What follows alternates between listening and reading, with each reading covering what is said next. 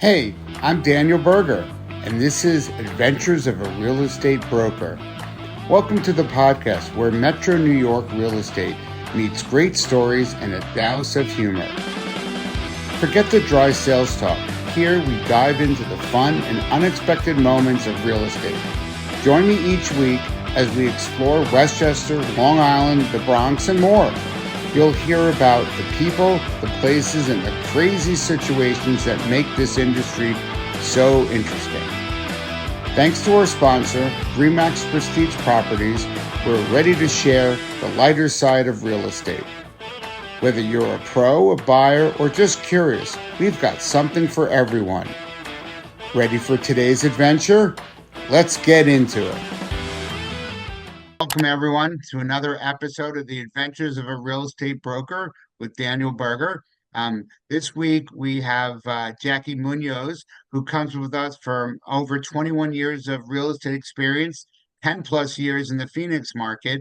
I think she started out in the new construction phase and then pivoted into the resale market. A lot must have happened in the past 21 years, so it's been great that we have Jackie on the podcast, and welcome, Jackie. Thank you. Thank you for inviting me. I'm so happy to be here with you today. Well, it's Thank you. always great to have people from around the country that are doing really the same thing, real estate and trying to make people's dreams come true. And that's what I've seen. Certainly people said that you work really hard. You're always available, and that you're making people's the dreams, first time home buyers, investors as well. And so I guess your clientele runs the gamut of people looking for help with real estate. Yeah, that's what I signed up for. I mean, the money is good, but it's always better to help people achieving their goals. And the nice thing about this job is that if you do a good job, you get a repeated clients. I think that's a great point. I do a lot of things is not for the today's sale, it's for the future sale.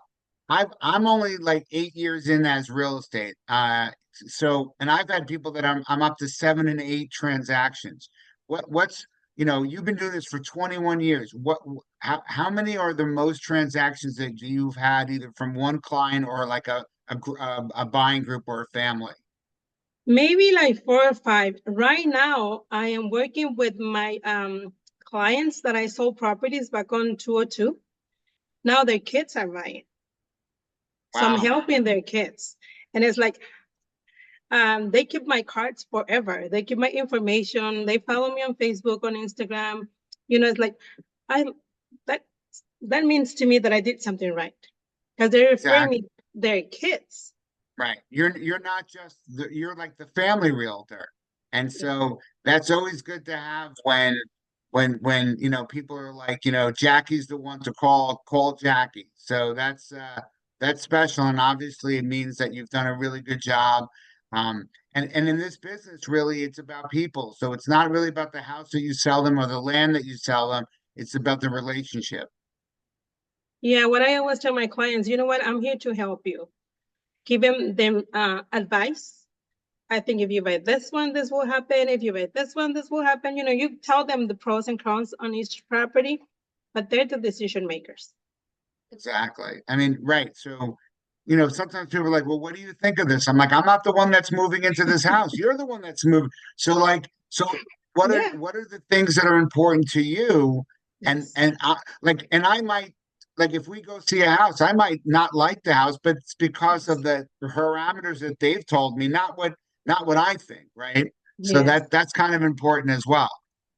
Yeah, especially here in my area, we have a lot of new homes, but they're all HOA. Wherever you go, there's an HOA. And there's people that don't like HOA. So if they ask me, Jackie, will you buy an HOA? Me personally, yes, but it's about you. Do you like HOA? Do you want to deal with it? It's like, it's not easy, right? I mean, I live in a single family. I have an investment property, but I live in a single family home. I have an HOA.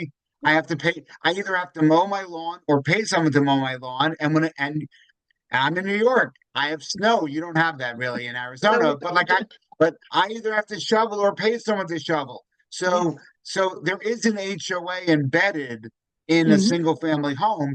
You know, Sometimes it's better. The HOA in a community is going to be less because it's communal. You have everybody sharing in the same costs. So, but that's how I would explain it. And then if you don't like it, then no problem. And then we'll find things that don't have that, right? So, Yes. If you want so to I park your non-used car outside, not an HOA. exactly. Yeah. Um, what 21 years is a long time. What got you into the real estate life?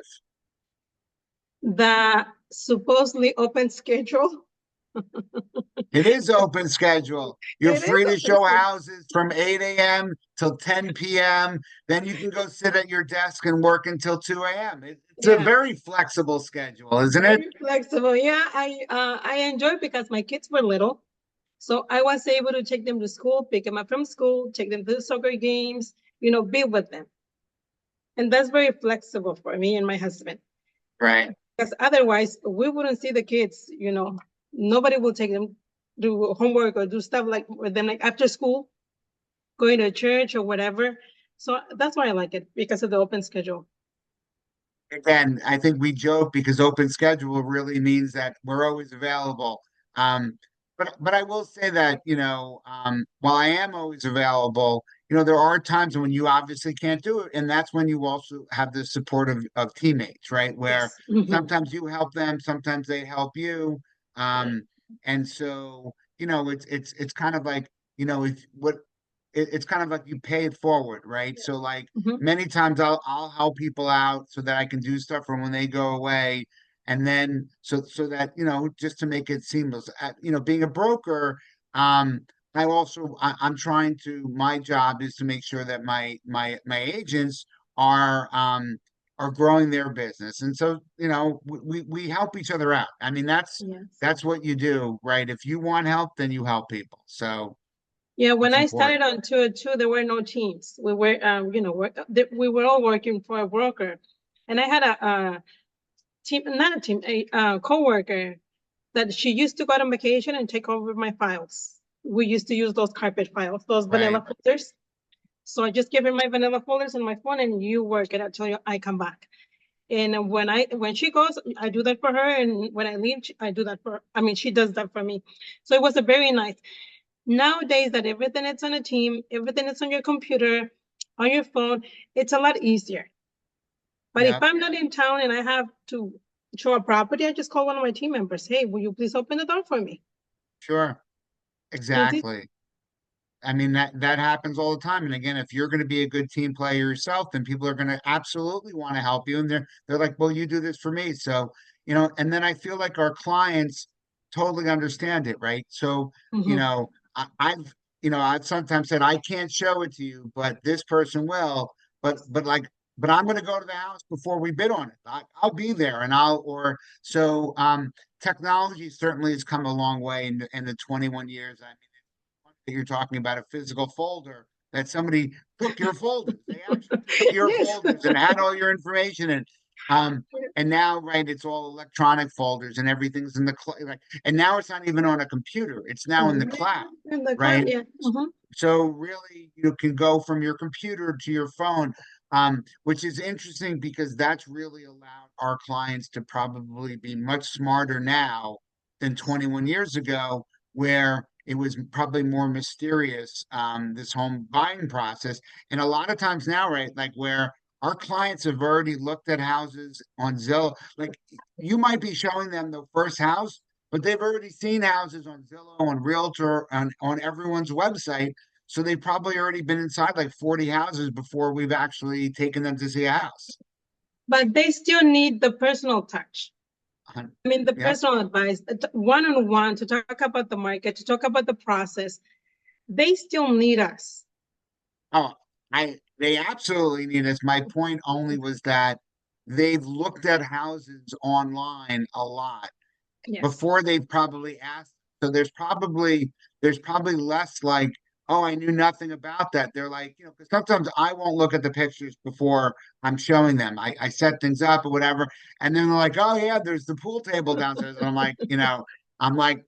I didn't know that because ultimately, our job. to, you know, when someone sets the parameters, that we're making sure that the properties that they're looking at fit those parameters, or if they keep wanting things that are different, then maybe that was a parameter that they didn't think about, and we need to add that. So it's kind of always evolving and trying to help them get to the finish line. So Yeah. so you talked about, like, obviously the flexibility was what got you into real estate, but with flexibility, it feels like that we're the ones being flexible, nobody else is being flexible. So, Yes. we talked a little bit about, like, having a team and someone that you work with, but how do you juggle your work-life balance? Um, like back in the days when there were no teams, it was easier. Like I said, it was easier. We always have a receptionist and someone who take the calls for us. You know There you what? go. Okay. We're in real estate. Things are, every time the phone rings, something happens. So you have to be, right? Yes, We have to be prepared that things are not what you thought it was going to be. I know, I know. Um, back to days, it was a lot, not easier because we have to do everything. And right now, like I say, from my phone, we can send them the properties. They want to see the property. We can call whatever we are. Back on the days, you have to go to the computer. Remember the desktops? And now Yeah. it's a lot easier. It's a lot easier. And like you said, yeah, they've seen a lot of properties. They might be virtually in the property several times before we show the property. By this, they still have to touch it to see it with their eyes, inside the properties. Sometimes pictures are totally different than what the property is in reality. Have you sold any houses via FaceTime where the people haven't been in the property? No, I haven't.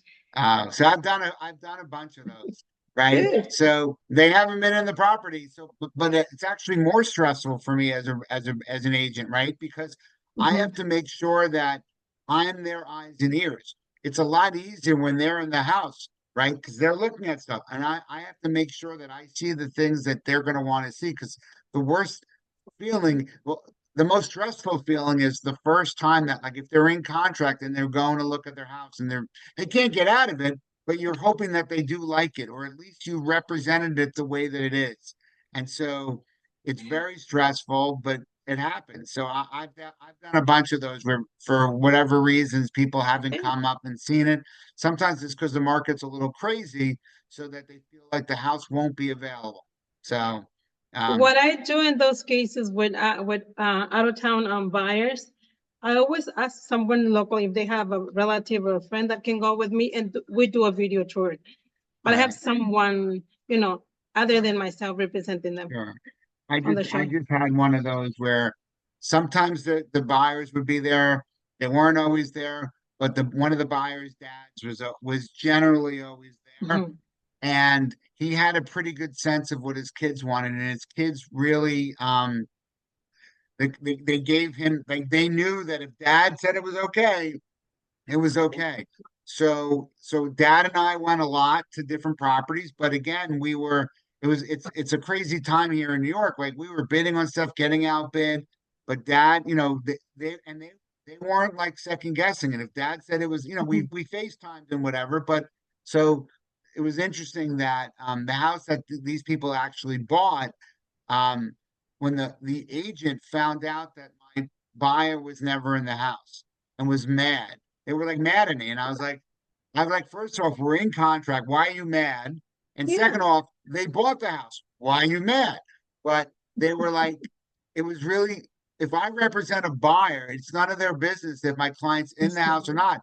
Because for me to say that my client's not in the house is really, it's not being a fiduciary to my buyer, Yes. Hmm. right? So and I had, but and I so all I said was, I had the father there. The father was their proxy. So that is, to me, the buyer in the house. And we went over and above. Hmm. We were aggressive. We bought that because we bought the house. So we performed the way that you would want anyone to perform. And I'm like, I'll get it done. So I'm like, I don't know why you're bothered so much that the client was never in the house. So, um, As but you know long as that your in client was okay. I mean, 100%. But as you know, a lot of what we do is relationship building. It's relationship building with our clients, but it's also relationship Mhm. building with the agents on the other side, right? Where you know that if you've had a good experience with a listing agent or a buyer's agent, then there you're going to be able to maybe a little bit work a little bit better through the next deal. And if you have a bad experience, and sometimes the bad experience has nothing to do with you, it's just a client that, our clients, we can't control them. We try to guide them and teach them and mentor them, but sometimes things go AWOL, right? Yeah. And you're kind of like you're left there kind of saying, I apologize, but we're only responsible for our own what we do, not what our clients do, but we do try to bring them along when we can. Um, so Yes, the with top, like you said, with top agents that are just want to complainers, I just try to be as nice as I can and make them understand this is a deal. We're closing it. Just be patient. It will get down. You will get paid, and they end up cooperating with us. So, I was representing a listing just recently, and the agent wanted me, and I'm the listing agent, and the buyer's agent wanted me to do things their way. And I'm like, well, we were from a little different counties. And I'm like, well, that's not how we do it. And that's not how I do it. And we kind of were like fisticuffs a little bit. Um, and I was like, this is my listing and this is how I'm going to do it. But then things started going south with the lawyer. And we both bonded over animals. I have a special needs dog, like that's in a wheelchair. oh, She nice. loved that. She also does some dog rescue. So we started like texting each other pictures. This was like 3 days before we were like hating each other. And and and then we needed help to get the deal done. She actually stepped up and did a really good job. The Hey. lawyers were getting in the way. We use lawyers in New York, and the lawyers were getting in the way. She put an end to that, and it was like we found commonality in dogs, which has nothing to do with real estate, and we're best buddies now, and we're definitely seeing eye to eye. So, Yes. and maybe she was aggressive and I was aggressive, but in the end of the day, it's always good to be able to try to find common ground and to work with people because ultimately I might have other deals and she was very helpful and I was very helpful. And so it's certainly more pleasant, right, to do deals that are nice to each other. And it's as long as you're doing everything for I mean, you have to do everything for your client, either a buyer or seller. If you don't like the other agent, too bad. You have to still close the deal. So I agree 100%. Um, you know, um, ultimately, in this case, my seller wanted to get into contract and her buyer wanted to get into contract. So even like Yeah. their lawyer was not really part of that. I'm like, well, if you're not really going to move ahead, then we'll find someone else. So she's like, no, no, no, no, no. But we work together, which is always a good thing when you can. But you're right. You have to protect the interests of your client. That is our number one job. And, sometimes we're not going to be friendly with different sides because they're doing things that aren't, that don't make sense. And so that's clearly the biggest point is Yes. understanding what our needs of our clients are and then working with them and helping them as best as we can. Um, the name of my podcast is The Adventures of a Real Estate Broker. Do you have what's like a crazy story of that you worked with that like a listing of a house of weird things that happened in there, or just things that you're like, oh my God, I can't believe that. In my career, well, last month, I think I closed one where the agent put the property on the market without knowing the property. It was a manufactured home, needed to be attached to the lawn and everything. And when we asked her before we started the process, I'm right after we got the contract, do you have the certifications? She said yes, but she never gave it to us. So at the end, there was a delay, and she blamed it on us. And it's like, wait a minute, let's focus on this. Let's get it done. It's just going to be a delay. It's not my buyers, things like that. But she was really not happy because it didn't close on time. But it was either me or somebody else. It wasn't my buyer. She wasn't ready. She didn't know her property. And that's part of our business when we're representing the sellers. knowing our property, knowing what type of buyers will buy the property, knowing the area, what type of, community is this, what kind of buyers we might have for this property, and be prepared for it. And that was the only one.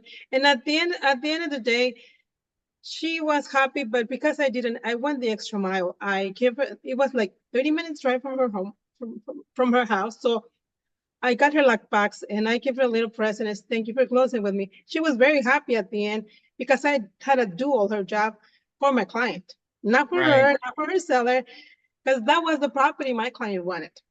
Right. I try to do that too, where I'll be like, do you want me to bring the key to the closing? If it's a lockbox that I can take, I have no, like, you're there for the walkthrough. So what's the difference, right? Yeah. I've certainly helped with that. Yeah, so I also, when I'm the listing agent, I always let the buyer's agent use the pictures for my listing if they want for social media. I don't make them ask me. I say if there's any pictures I make, ultimately, it's I have why wouldn't I do that, right? It's only trying to help them. So I think that's trying to work together certainly is helpful. So you're in the Phoenix market. What is how far away? What's like your average? How many miles away, or how long does it take you for your average client? And what's the furthest you've ever gone for a I think I sale? only drive like 1 hour away. Depends on the traffic. It can be 45 minutes to an hour, hour and a half. Okay. We're here close to Pinal County. If I go to Casa Grande, like I said, depends on the traffic hours. It can take me like an hour, hour and a half to get there. And it's like right now, most of my buyers are coming from my previous buyers. So if some of my buyers, my past clients refer me a buyer, I will not say no, regardless how far it is. Right. Because they trust in me, and it's like they believe in me and they keep on sending me business. So I do work. If it's to Bacay is like an hour and a half from where I live. Casa Grande is hour and a half. But if someone is referring me the client, yes. If it's someone that call on my advertising on my social media, no, I'll refer them out. And then you'll refer it out. Yes. And do you generally refer to people like in your company, on your team, or you find where they are? In my team, mostly in Okay. my team. Yeah. So your team is more it's throughout the state. Yes, we have several offices around the valley. Yeah. Right. Okay, that's good. Do you have any other like interesting stories of, 21 years is a long time. Again, I'm 9 years and I'm actually writing a book about my crazy things, and maybe it's just because it's in New York and our water is different. But I mean, I have a crazy story of going. We had to sell a house. The person was he passed away. He passed. The estate was selling it, and we found like 12 guns, two skulls, and a lot of pornography when we had to go clean out the house. So, do you have any Wow. weird things that, like, when you went to do a listing No, and like, thanks. oh my God? No, thanks God. No, I have nice stories. Like, I sold a house back on 203, I guess, to this a single mother.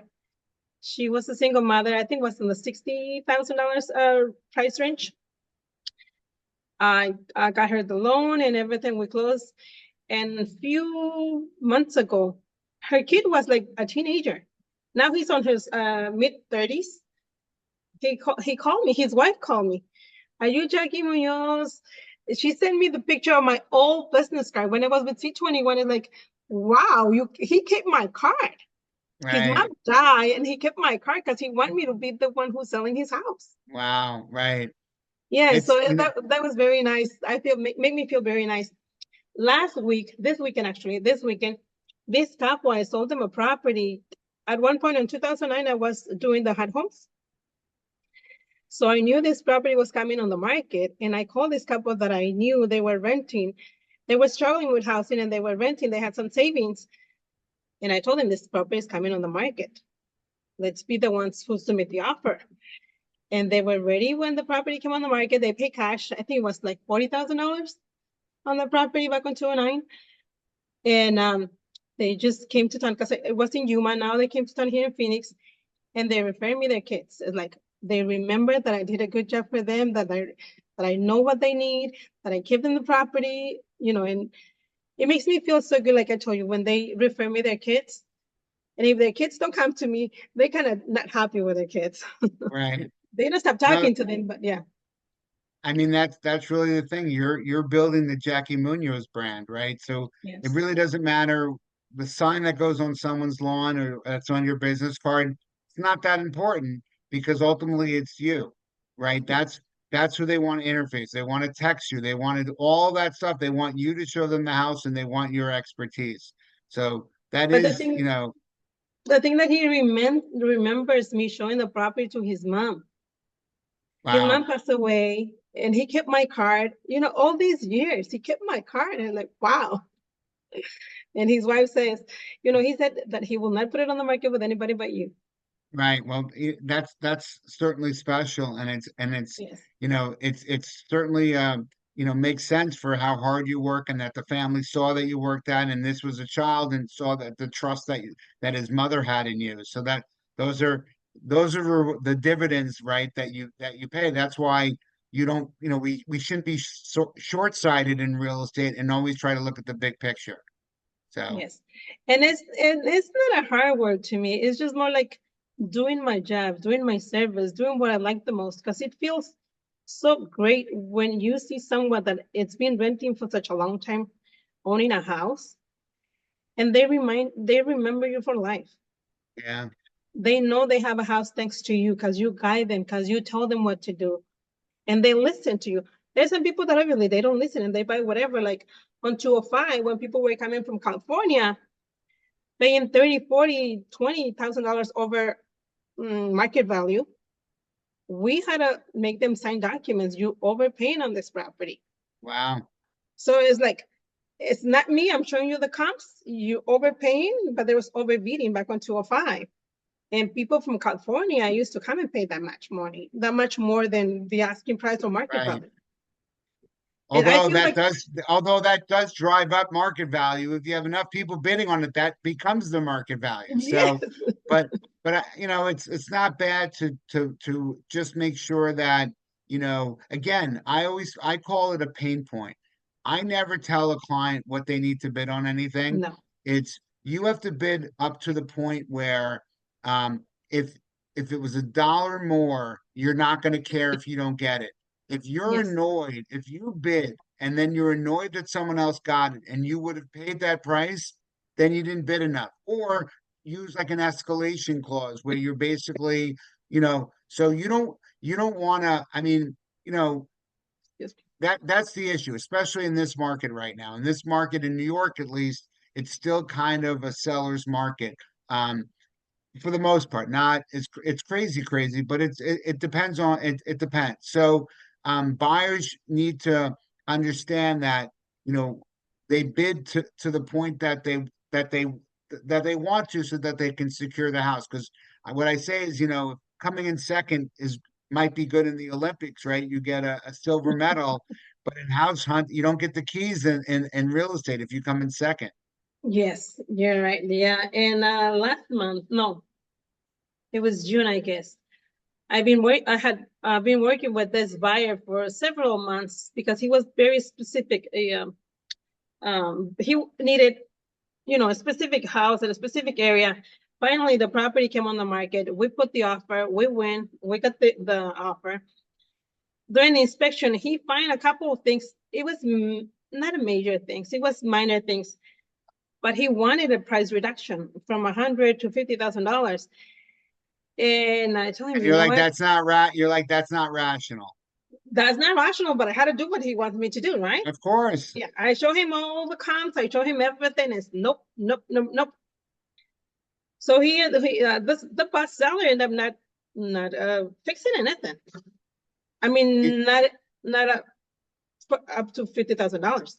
right. Well, I mean, that doesn't sound rational, but sometimes I don't mind my clients losing out because it's painful. And while I don't want pain, they have to hear that and feel it.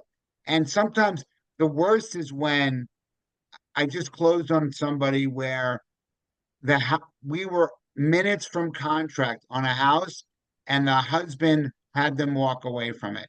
And that was in October. We're now in September, and they just closed a couple of weeks ago.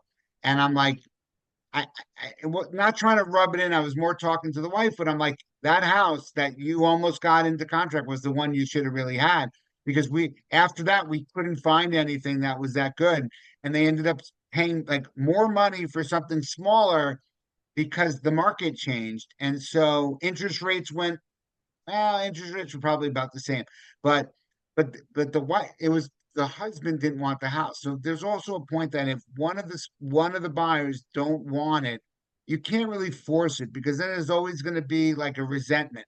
The wife is like, the wife and I are both like, that's the house you should have had. The husband didn't really want it. He might have been like, maybe I should have, but at the time, it wouldn't have been good for their marriage, right? Yeah. So you don't do it. So you move on. But sometimes losing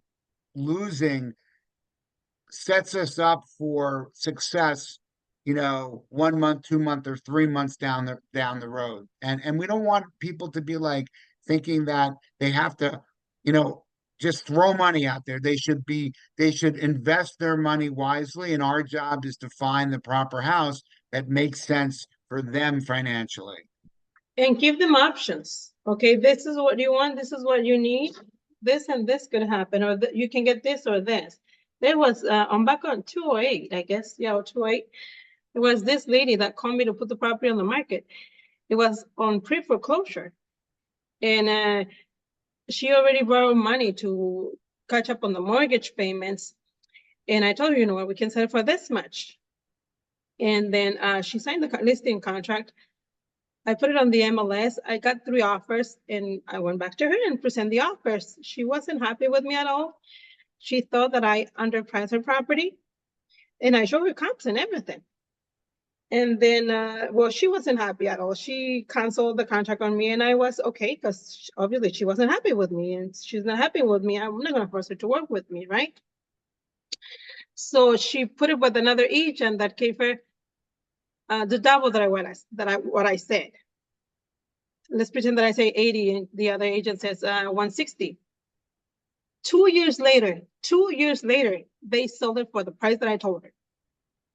I mean, the other thing is, it's irrelevant what you listed for, because if you listed for any number, like, you can't underprice a house. If you do it for 80, but there are people that are going to bid up to 120, then it would Mhm. sell at 120. And Yeah. so, but that's where, like I say, a lot of what we do is not even real estate, it's really psychology, Yes. because the person had a number in their head and they were stubborn and they didn't listen to you. You were only bringing facts to them. And again, Yes. there are market forces that determine, really, we can do a broker price opinion and think that it's worth something, but if you're not getting people placing offers in, then it's not worth that, right? And if we price it too low, it's going to get bid up. If we price it too high, no one's ever going to come there. And so, ultimately, it's kind of like, I do let people sometimes push me on the higher end, but I try to have it where they're going to be flexible, right? For the most part, people are, but like, you're right. What's the point of going, double what it's really worth to be sitting and sitting and sitting, you know? Um, but again, sometimes things happen. So sometimes I'll let something like that happen because something changes. They get a job reload, somebody passes away, they need the money, right? So then they're like, fine, just sell it, So um but yeah, that's the biggest thing, is psychologically we have to work with people. And again, some of these people, they love, it's their parents' house, they grew up in the house, they have all these memories, and it's like, those memories, I always try to say, those memories are going to always be in your heart. You know, the house is a house. Um, and while it's nice, not everyone can afford keeping it up, or it doesn't make sense anymore. And so you need to move on. But or like, I just was talking to a child, and I'm like, I know that you love growing up in this house and you love your parents and the everything with your siblings, but your parents aren't alive anymore and things are different and it was like a stress on their family, and so they were deciding whether to rent or sell, but renting's not really a good idea for them because there's a lot of costs involved with the renting and things that are going to break in the house, and they're trying to hold on to it because it's the last thing that they have of their parents, even though Oh, it's tearing their current family up.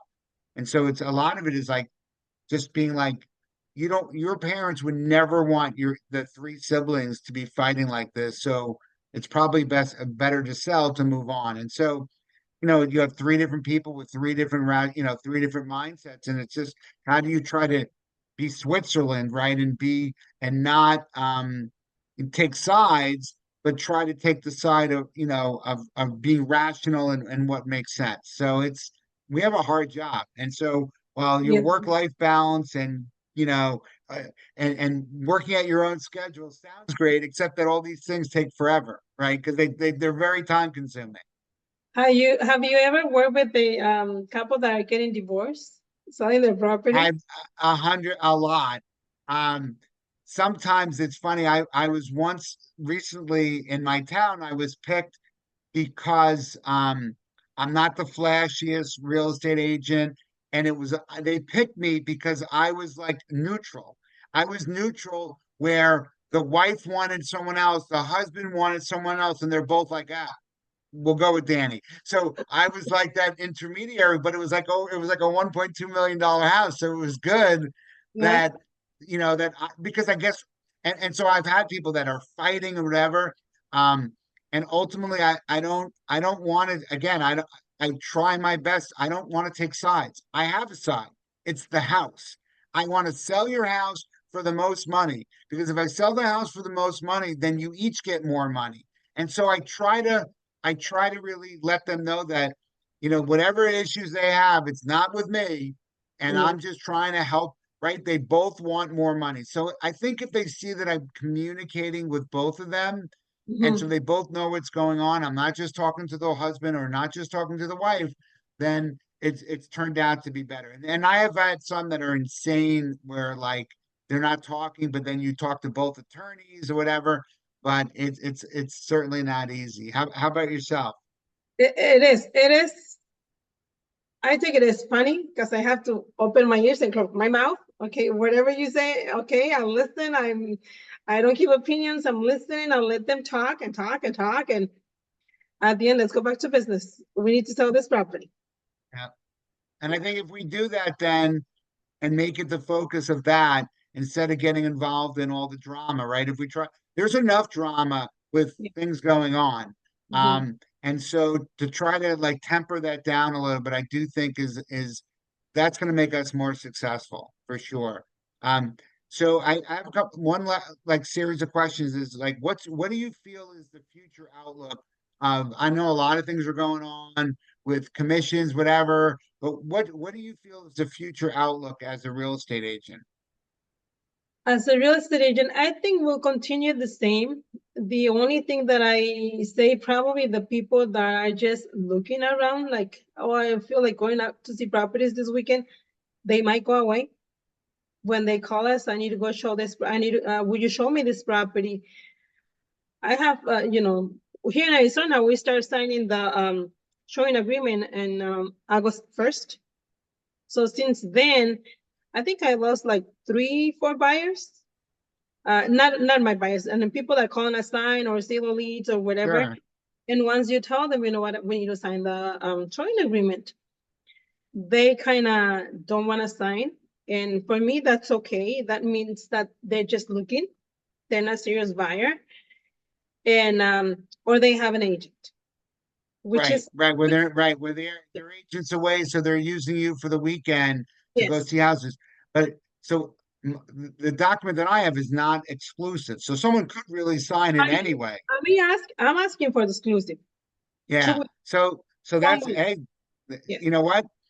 That's what I love about real estate. We're independent contractors, and so and as a broker, I don't tell my I don't say what my agents need to do. I make them all available and they Yeah. pick what is best for their business. Yeah. And if you want to have an exclusivity, I think that I think that an exclusive a deal is really hard to enforce anyway. So for me, I don't want to do it. But again, that's the beauty is that if that works for Jackie, then Jackie should use that. And I You're probably, explain them. I explain them, you know yeah. what? It's gonna be exclusive for a week or two. Let's get to know each other, and if you like, we can extend it. If not, it was nice to meeting you. So, and And that's the beauty is that if the people aren't really invested in because there's no reason even if someone's looking why they wouldn't sign it and give you oh we're not really serious why wouldn't they still sign it makes no sense so ultimately you at least get more work-life balance right because if you have three less people in a month that you don't have to go dragging around seeing houses because they're not really interested and if they're not committed to you see I think what's also interesting is you have 21 years of experience so you have it's easier for you to get someone to sign something like that than a new agent. A new agent, you're like, why would I be exclusive to you? What do you even know? How many houses have you sold? Three. So I do think that I mean my personal views are that the National Association of Realtors and our MLS has really sold us down the river. They don't really care about buyers. They don't really care about agents. They care about stopping the lawsuits. And so what they did to protect their own interest, not our interest, and not really the buyers, because now buyers are still going to have to pay. Like as a buyer's agent, we're not working for free. So someone's gonna have to pay us just like before. And before it was very transparent, right? You knew what you were getting, and now it's this opaqueness of not knowing what's going on until and so I think it's gonna come around at some point. I think this is gonna backfire. But right now we're where we are because people are preventing, NAR doesn't want to get sued. That's where I feel that we are at this point. but if you have a nice talk to your sellers and you ask them about what's the advantage of paying a buyer's agent commission, you know, at front, if it's gonna come on part of the contract or it's gonna be asked, if you tell them, you know what, this is what I always tell my buyers when I was in a team. I close 5, 6 deals a month. If you don't want to pay the buyer's agent, you're just gonna pay me. And what are the chances that my 5, 6 buyers will pick up your property? Well, I mean, they could lower. They're going to say, "I'm only going to pay you for the listing side. I'm not going to pay a buyer side." They could lower that, but you're right, and I've done that with my. I have like eight listings I think since this all started, and I was able to again through communicating and talking about facts get Mhm, them to be like, it hurts your property if you're not offering us, a buyer's agent money. mhm. Actually, if you pick it, you get to choose what the number is, whether it's 1.5, 2%, 2.25, 2.5, as opposed to if you have nothing, people are going to come to you with all different numbers. And we've always had it where if you pick the number, let's say 2.5%, any buyer's agent could have said, I want 5%. Here's my offer. I want 5%. They always could have done that. It Yeah, didn't happen all that much, but it was always negotiated. it's always It, negotiable. it's everything about if you looked at all of my listings, Mhm. the rates are all over the board Yeah, because also on a $2 million property, you don't need to make the same commission percent that you do on a $150,000 because in my view, you don't take percent to the bank, you take money to the bank. And so sometimes you're negotiating against five other agents and you want to stand out. And as independent contractors, you're allowed to make the decision with the seller or whatever of what rate you want to charge. So that's what's okay. good about our business. That's what, but for me, being in the industry for 20 something years, 22 years, so I know how to negotiate. And that's what I tell my buyers. Okay, I'm charging you this much, but that's part of my job, negotiating my commission. Most of my buyers are first-time home buyers. So I have to negotiate closing costs, I have to negotiate the price, and now on top of that, I have to negotiate my commission, Right. which is not hard for me because I've been doing it for so many years, negotiating my buyer's closing cost. and negotiate my commission with the listing agent or the seller. It's just part of my expertise. Yep. You know, it's and that's just the smallest part of what we do. I mean, it's important, but you also have to make sure that you do home inspections and that you do title proper. Like there's so many things. It's not just, oh, we show a house. They look at the first house, you put an offer in and they buy the Yeah. house. That's not how it works. It's very time consuming. And you know what? Every now and then, I just had one for $972,000. It was a referral. I showed one house. I put in an offer. We were the first people in on day one. We put a full price offer in. I got an accepted offer at 9:30 p.m. on a Saturday night, and we were inspecting noon the next day. And then we signed contracts and wired money. So that's rare. It does happen, but I showed someone 205 houses over 13 months. So, right? So sometimes it's easy, sometimes it's not. So, with my buyers, I have to make sure the property qualifies for them too. So it's not easy. It's not just open the door and show properties. And now, with this new law, that's what I'm telling the buyers. I'm not a door opener. That's why I'm asking you to sign up exclusive buyer broker agreement for 2 weeks. Right. Yep. Because anyone can open the door for you. Yep. Absolutely. Right. But if you want Jackie Munoz with 22 years of experience, right, then you got to sign the agreement. And so with that, I want to thank everyone for being on this week's episode of The Adventures of a Real Estate Broker. I'm Daniel Berger, and thank you, Jackie, so much. It's always great to talk to other people from around the country and to listen to what makes Jackie tick. Your hundreds of customers that have worked with you over the 22 years, I'm sure are excited. It's great that you're now getting children of your clients, and I bet soon you're going to get a grandchild of one of your buyers that are going to buy. So because you have a great attitude, you care about your clients, and that's in the end of the day, that's what we're all about. So thank you, Jackie, very much for your time today, and I appreciate it. Thank you. Thank you for inviting me. It was nice talking to you. It's nice to talk to people from other part of the country. Thank you. Thanks for joining me on The Adventures of a Real Estate Broker. I hope you enjoyed our time together as much as I did. If you laughed, learned something, or just had a good time, do yourself a favor and subscribe to the podcast. A big shout out to our sponsor, Remax Prestige Properties, for making this all possible. Remember to leave a review if you enjoyed the show. It helps more people find us. Until next time, keep it real, keep it fun, and keep exploring the adventures in your neighborhood. I'm Daniel Berger, your New York Realtor, and I'll see you in the next episode.